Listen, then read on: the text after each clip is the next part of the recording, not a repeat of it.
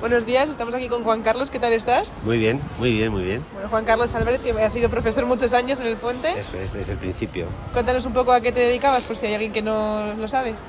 ¿Antes del colegio? No, en el cole. Ah, vale. Bueno, yo daba clases de biología, ¿no?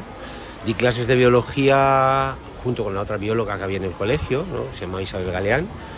Y en un momento determinado los alumnos hicieron una demanda, ¿no? De que hubiese también geología. Y entonces yo me la preparé ese verano.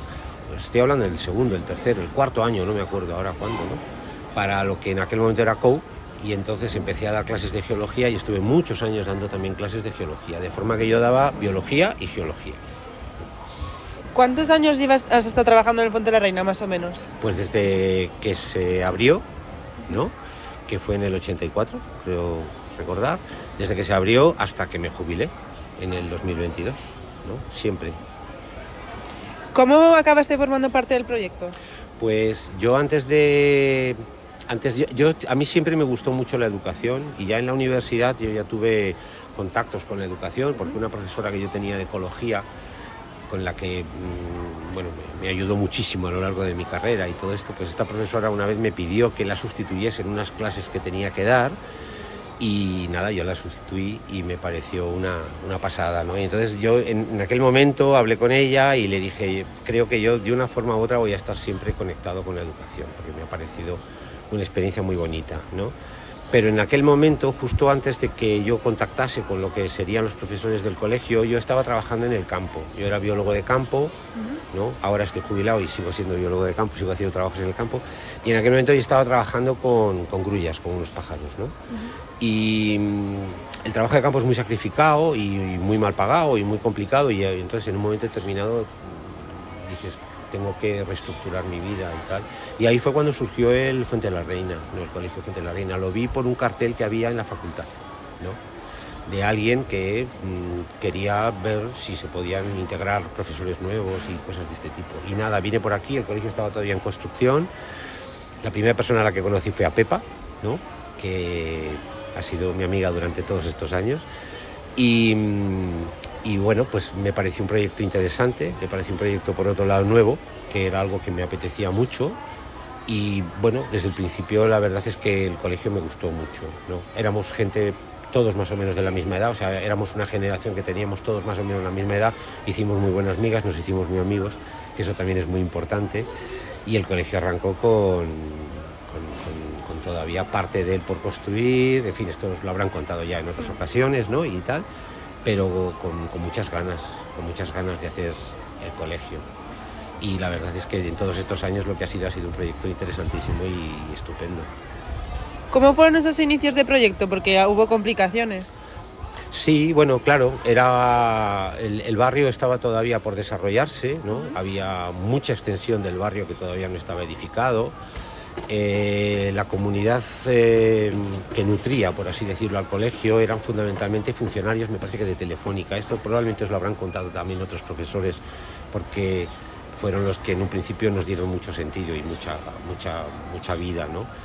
Y bueno, el barrio era un barrio emergente, es un barrio que estaba empezando a crecer, ¿no? Estaba bastante aislado y esas cosas.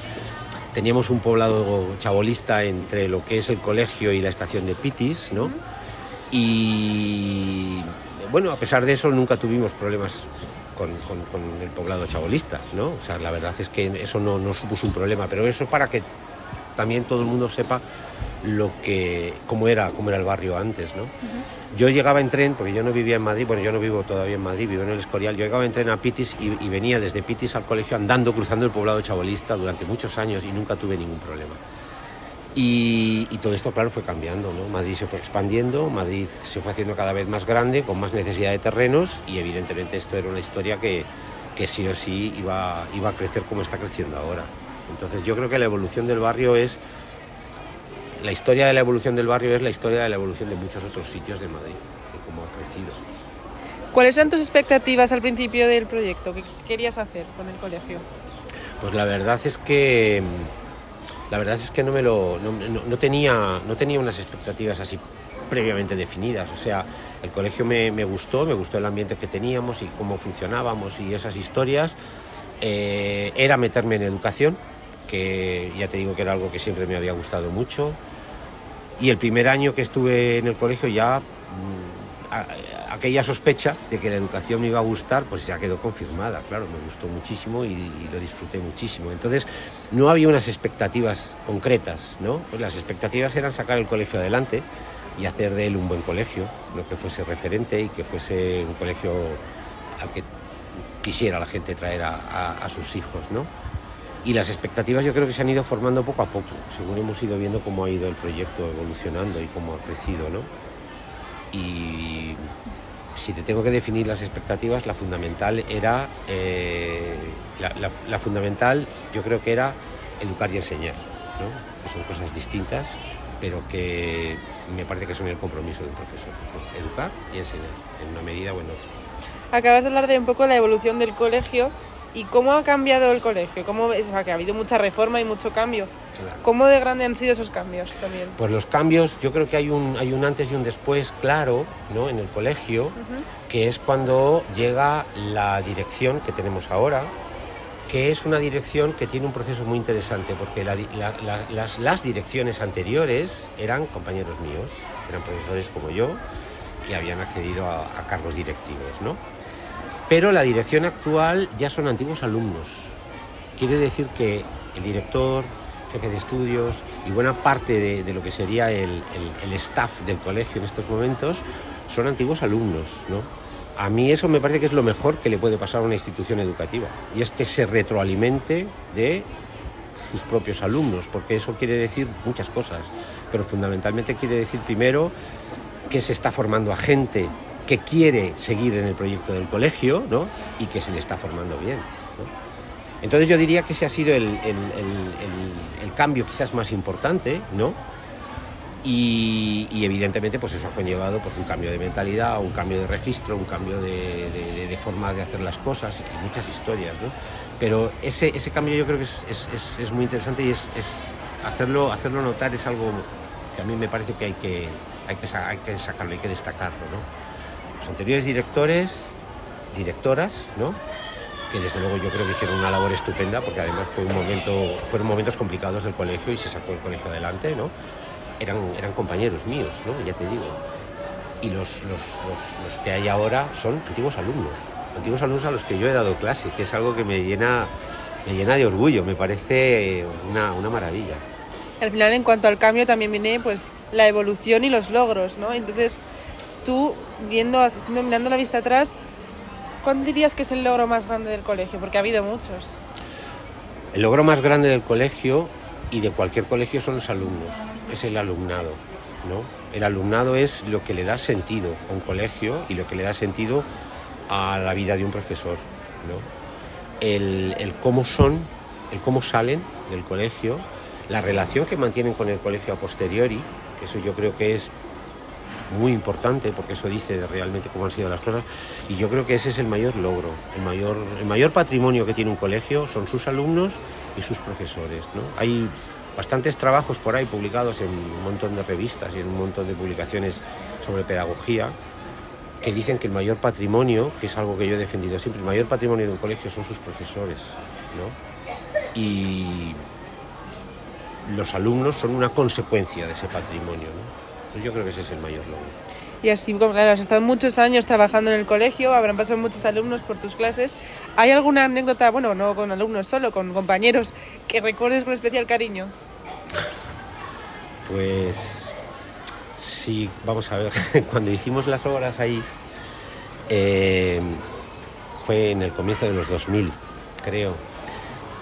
Hicimos las obras ahí y ahí hicimos un agujero, claro, se tuvo que hacer un agujero por una serie de historias y esas historias. Empezó el curso y entonces hubo que vallarlo para que los alumnos no entrasen en la zona de las obras, ¿no? Y una mañana estábamos todos en clase y el colegio entero se ajustó, ¿no? El colegio entero vibró, ¿no? Y se ajustó. Yo estaba en clase y yo noté cómo había vibrado todo el colegio.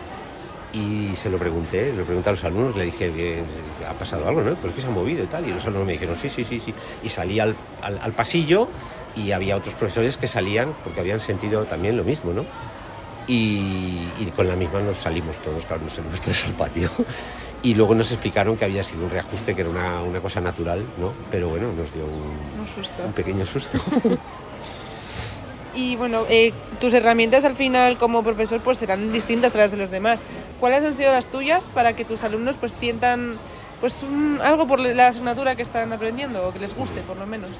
Yo creo que lo más importante, yo pienso que el compromiso de un profesor, el compromiso que tiene con sus alumnos es hacer que los alumnos se enamoren de tu asignatura, ¿no?